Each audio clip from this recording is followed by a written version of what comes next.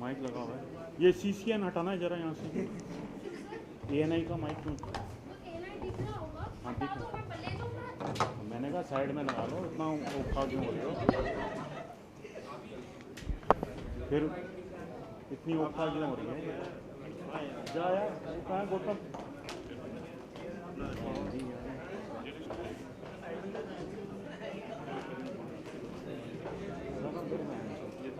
जहन लड़के आई थे हाँ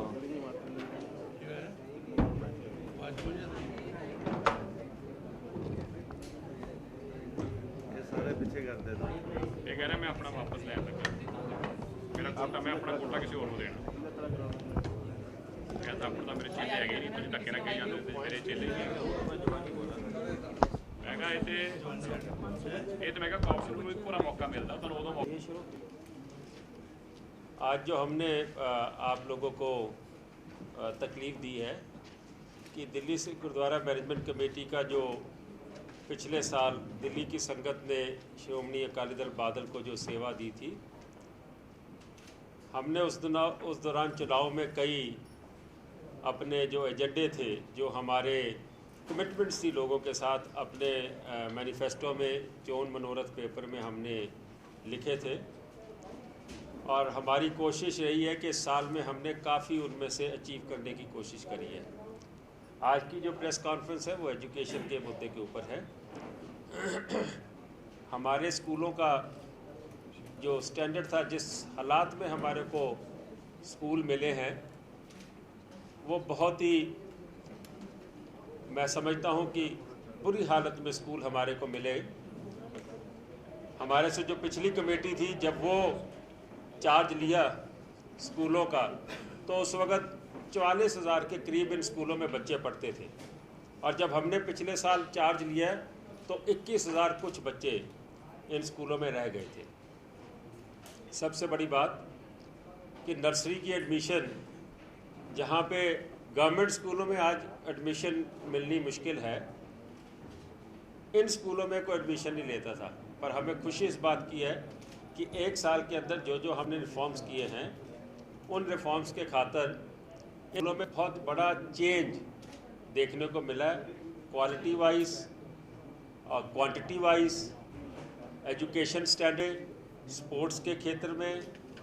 और इसके अलावा जो जो चीज़ों को लेके हमने ये स्कूल शुरू किए थे, क्योंकि गुरुद्वारा कमेटी का मेन पर्पज़ है कि इसमें सिख धर्म भी अपने बच्चों को पता लगे, पंजाबी ज़ुबान भी पता लगे, अपना कल्चर पता लगे। सिख बच्चों को जैसे छठी क्लास में दस्तार पहननी, पगड़ी पहननी ज़रूरी होती है, ये सारे हमारे मोटिव्स थे।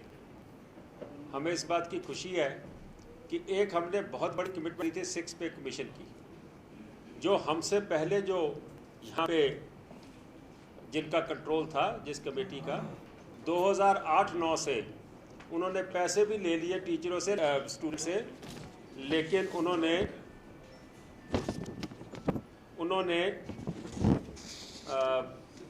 इसको इम्प्लीमेंट नहीं किया।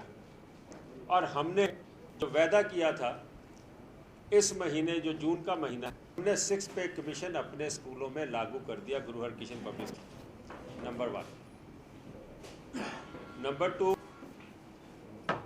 कि जो हमारे रिजल्ट्स आए हैं इस बारी, वो पिछले साल से ही ऊपर आए हैं।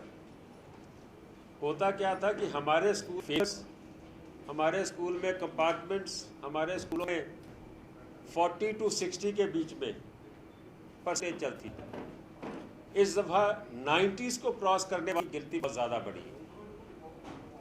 सब्जेक्ट वाइज अगर मैं जाऊँ तो 1000 से ऊपर बच्चे जो 90 को क्रॉस कर गए, इंडिविजुअल सब्जेक्ट्स की बात कर रहा हूँ। और अगर मैं पूरे रिज़ल्ट की, कंसोलिडेटेड रिज़ल्ट की बात करूँ, तो 500 से ऊपर बच्चे हैं जो 90 को क्रॉस किए हैं। और कल 5 तारीख को हम उन बच्चों को जो 90 एंड अबव हैं, जिनमें कंसोलिडेटेड सब्जेक्ट्स भी और इंडिविजुअल सब्जेक्ट वाइज भी हैं, बच्चों, उन पेरेंट्स को हमने कल इनवाइट किया है, उनको टिकट आया है, उनको सर्टिफिकेट्स इश्यू करे जा रहे हैं। तो 95 एंड अबव हैं, उनको कैश प्राइजेस भी हमने देने का फैसला किया है।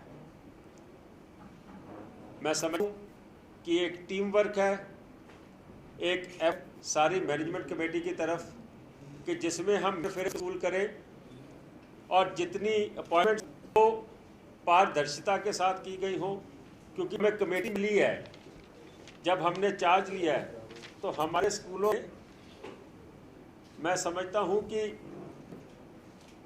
1800 के करीब 1700 कुछ स्टाफ है, और अगर हम चाइल्ड टू उसकी रेशो से चले टीचर की और एडमिन स्टाफ की रेशो से चले तो हमारे को 1200 के करीब टीचर चाहिए थे।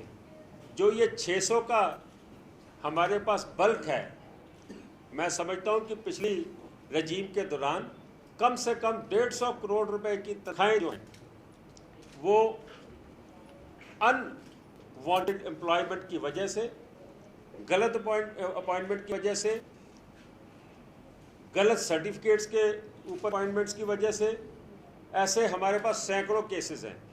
लेकिन हमारी दिक्कत है कि जो इतने सालों से काम कर रहे हैं उनको छांटना, उनको निकालना बड़ा मुश्किल है। उसके बावजूद भी हमने 6 पे कमीशन दिया, उसके बावजूद भी एकेडमिक अपना जो रिजल्ट है वो पिछले साल से बहुत ऊपर है। दूसरी बात, 6 और 8 तारीख को यहाँ पे हम कैरियर गाइडिंग कैंप लगा रहे हैं। इसमें क्योंकि आप बच्चे हैं वो कंफ्यूज्ड हैं, उनको ये नहीं पता कि वो सुबह उठते हैं तो उनका दिल करता है कि वो मेडिकल लाइन में चले जाएं, कभी सोचते हैं हम आर्किटेक्चर कर लें, कभी कि सोचता है मैं लिटरेचर में चले जाऊं, मैं कॉमर्स में चले जाऊं, मैं इकोनॉमिक्स में चले जाऊं।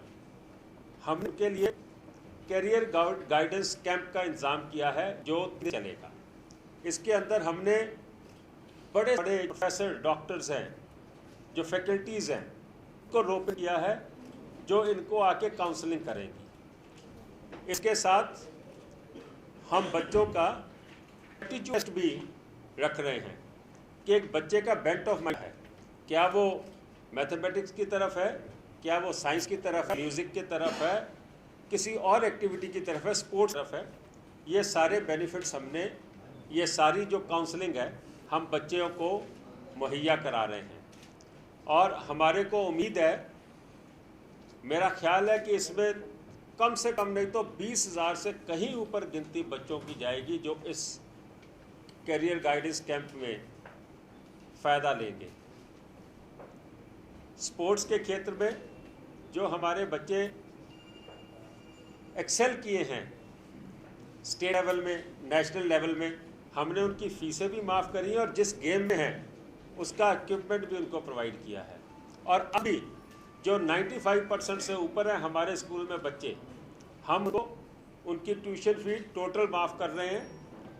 और जो बच्चे 12th करके गए हैं हम उनको उनकी जो भरी हुई फीस है 12वीं क्लास की, वो उनको चेक बना के वापस देंगे, ताकि हम अपने बच्चों में वो जज्बा ला सके, वो एक मैं समझता हूँ उनको टारगेट दें कि वो भी अपने पेरेंट्स को ये कह कि जहाँ हमने पढ़ाई की है हमने अपनी कमाई भी की है।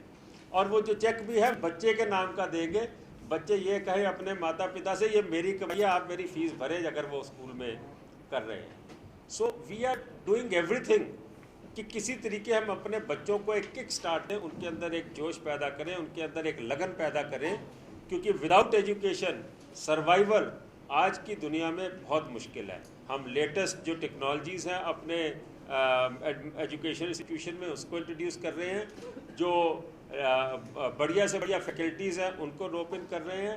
हमने अपने एजुकेशन, हमारी काउंसिल है, डायरेक्टरेट